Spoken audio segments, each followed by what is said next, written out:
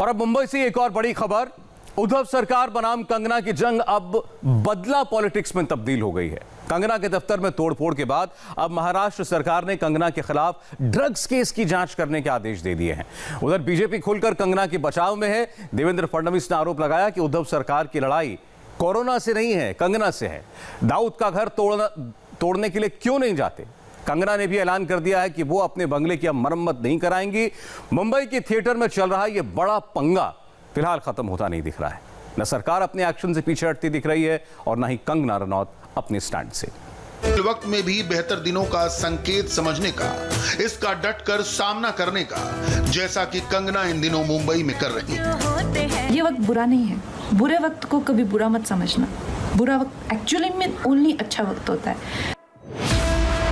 ये वक्त की बात है और हौसला हो तो वक्त बदलता भी है। ये बात कंगना ने मुंबई कूच को लेकर भी कही और मुख्यमंत्री उद्धव ठाकरे को निशाने पर लेकर कही। यही कंगना का असल अंदाज रहा है। मगर ये बयान जो आपने अभी थोड़ी देर पहले सुना, उसका मुंबई से कोई लेना देना नहीं, बल्कि कंगना की पंगेबाज अदाओं से है। कंगना को इस अंदाज में आपने फिल्मी पर्दे पर देखा होगा। आज हम आपको दिखाते हैं कंगना की असल जिंदगी में पंगेबाजी। अगर ये ना होती तो आप जिस कंगना को देखकर पर्दे पर तालियां बजाते हैं, वो आज कहीं और खो चुकी होती। मैं ऐसा कैसे बनी?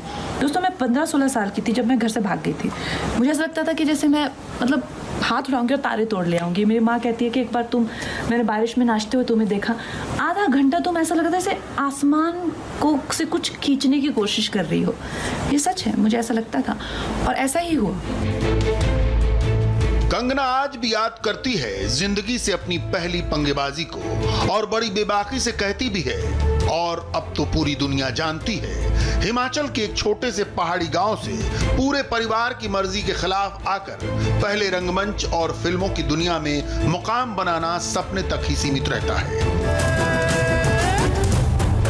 लेकिन एक पक्की कबड्डी खिलाड़ी की तरह कंगना उस टच लाइन को छूने में कामयाब रही, जहां तक पहुंचते पहुंचते मजे हुए खिलाड़ियों की सांसें टूट जाती हैं। कंगना के इस पंगे की कहानी तो आप जानते ही हैं। कैसे कबड्डी छोड़कर घर गृहस्थी में रमी धमी एक हाउसवाइफ वापस मैदान में उतरने का फैसला लेती है और अपने दांव पेच से धुरंधरों को धूल चटा दी जाती है।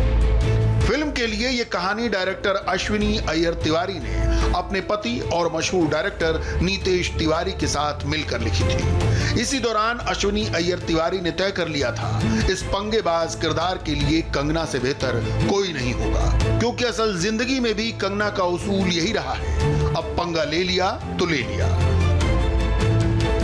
उसी किरदार की तरह मुंबई आकर कंगना ने जैसे तय कर लिया है, अब पीछे नहीं हटना है। अदालती मुकदमों से लेकर सियासी मोर्चे पर जवाब जैसे को तैसा देना है।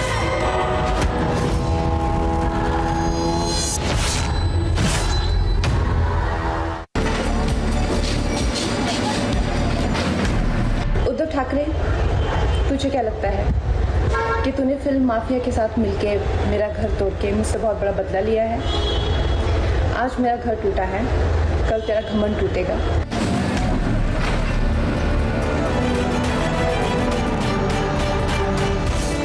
आज जिस मुंबई के मैदान में कंगना वीरांगना मणिकर्णिका की उपाधि से नवाजी जा रही हैं, उसी मुंबई में वक्त ऐसा था जब उन्हें खो जाने का डर सताया करता था। ये 2004 की बात है। 17 साल की कंगना को गैंगस्टर नाम की फिल्म अभी मिली नहीं थी। दिल्ली में थिएटर करने के बाद मुंबई आई थी हीरोइन बनने का सपना लेकर, लेकिन डर इसलिए लगता था कि ना उनकी बोलचाल हीरोइन वाली थी, ना ही कोई ग्लैमर। कंगना का ये संघर्ष 2 साल तक चला, शहर से भी और खुद से भी। खुद से इसलिए क्योंकि अपने सपने के चक्कर में ऐसे लोगों और आदतों के चक्कर में फंस गई थी, जहां से उन्हें सिर्फ मौत ही निकाल सकती थी। जैसे ही मैं घर से भागी, 1.5-2 साल में मैं एक फिल्म स्टार थी, एक ड्रग एडिक्ट थी। मेरी ज़िंदगी में इतने सारे कांड चल रहे थे कि मैं ऐसे लोगों के हाथों में लग चुकी थी कि जहाँ से मुझे शायद मौत ही निकाल सकती थी। ये सब इतना सब डेंजर हो चुका था मेरी लाइफ में जब मैं टीनेजर ही थी अभी। क्या आप ऐसी लड़की की कल्पना कर सकते हैं जो इस तरह अपने ड्रग एडिक्शन के बारे में खुलकर बोले? संघर्ष के दिनों में ही आदित्य पंचोली से रिश्ते का सच कंगना इस बेबाकी से बता चुकी हैं कि अब ड्रग्स को लेकर भी अपने मन की बात खुलेआम कह रही हैं, खासकर सुशांत सिंह राजपूत केस में ड्रग्स कनेक्शन सामने आने के बाद। कंगना ने बॉलीवुड के बड़े सितारों और फिल्मकारों का नाम लेकर उनका ड्रग टेस्ट कराने की बात कही। आज कंगना के ऐसे ही बयान को लेकर शिवसेना उन्हीं पर ड्रग्स का मामला बनाने को आतुर है, लेकिन ये दुनिया जानती है अपनी जिंदगी में जिस ड्रग एडिक्शन की बात कंगना कह रही हैं वो उनकी जिंदगी का बीता अध्याय है।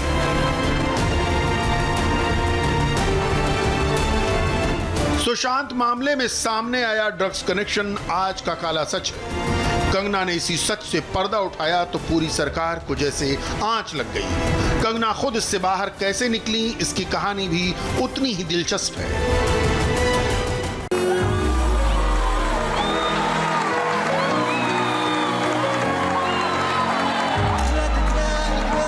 शुरुआती दिनों में ही रिहैब सेंटर्स का सहारा लेने के बाद कंगना इससे बाहर आ गई। फैशन नाम के फिल्म और इसके किरदार की तैयारी में जुट गई, लेकिन मन में गुजरे दिनों का अंधेरा ऐसा कि आंख बंद करते ही रोना आने लगता।